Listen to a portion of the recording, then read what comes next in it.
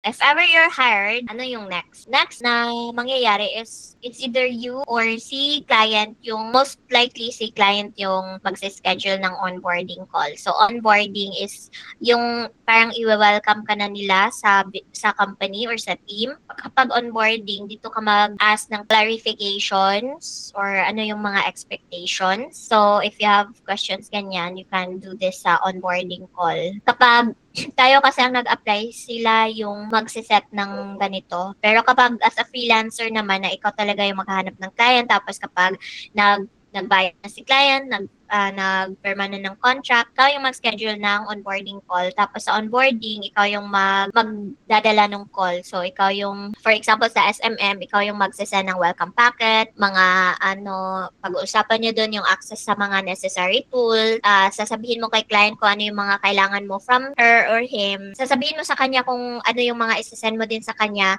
na kailangan niyang sagutan, ganyan, para makapag-start ka na sa work mo. And then you can also talk about sa communication channel ninyo. So, you will discuss kung saang platform or anong tool yung gusto ni client, whether it's Slack, email, or WhatsApp, ganyan. And then, i-clarify mo din dito kung kailan yung payment schedule. Dito mo i-ask kung anong payment method, with, maybe it's PayPal or Wise or other payment methods, and then kung kailan ang payment, so whether it's weekly, bi-weekly, or every 2 weeks, or every once a month. Magkano ba dapat rate ko as a newbie? Yung rate ko, nag-start ako $4 per hour. Sasabi ko lang dito sa inyo guys, it's really up to you kung mag-accept ka ng like $5 to $6 per hour muna just to get experience, at least, diba, compared sa i-offer mo yung service mo for free. Better talaga if mayroong bayad ka kahit maliit lang muna. Pero what you can do is you can research naman yung mga rate ngayon sa mga VA na newbies. You can research yung average rate. Pwede sa Google or pwede sa ChatGPT, ganyan. So, you can start with a fair rate, but if alam mo naman, kahit wala kang experience working online, pero marami ka ng work experience outside, tapos marami kang acquired na skills from those experiences, and alam mo na marami ka na talagang pwedeng maitulong sa business, don't be afraid to ask for what you're worth. Feeling mo ano yung worth mo.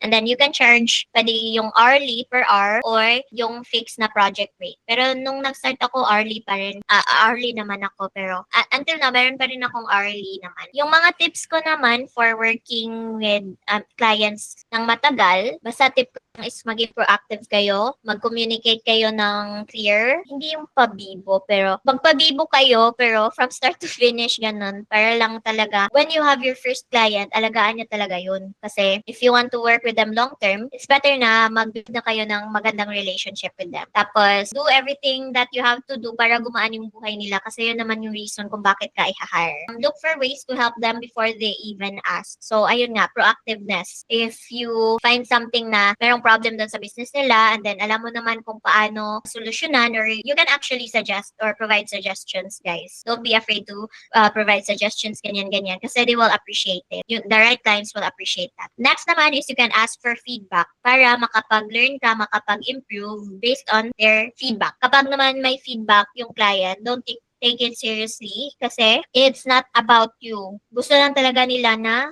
maging efficient ka to help them grow their business. Just be open sa constructive criticism. Don't think na it's really directed towards you. And then another one is to keep learning and stay updated sa mga tools and trends sa niche mo na napili mo. So, kung ano yung mga mapili mo man, like sa video editing or social media, copywriting, just stay up to date. Keep learning lang talaga to stay competitive sa industry. And another one is mag-set aside ka ng mga ilang oras per week para makapag-learn ka ng something new, kahit man sa YouTube or sa mga free na online courses or free training. Kasi yun din yung ginawa ko before. Marami kang matututunan sa mga trainings, pero if you don't take action, if you don't apply what you learned kaagad, mawawala yung momentum, guys. Mas madali ka kasi talagang move forward, mas madali yung progress mo kapag uh, nag-learn ka tapos i-apply mo agad kung ano yung natutunan mo. And then also, another tip guys, if you get your first client, huwag na muna kayong mag-settle. Kailangan mo munang alamin kung yung flow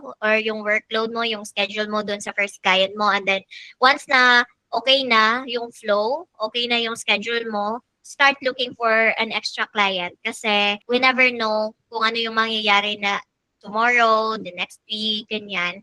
At least prepared ka, meron kang backup na client. Yun yung mga natutunan ko din sa mga panood-nood ko, pagbabasa ko, pag-join ng mga webinars nung nag-start ako.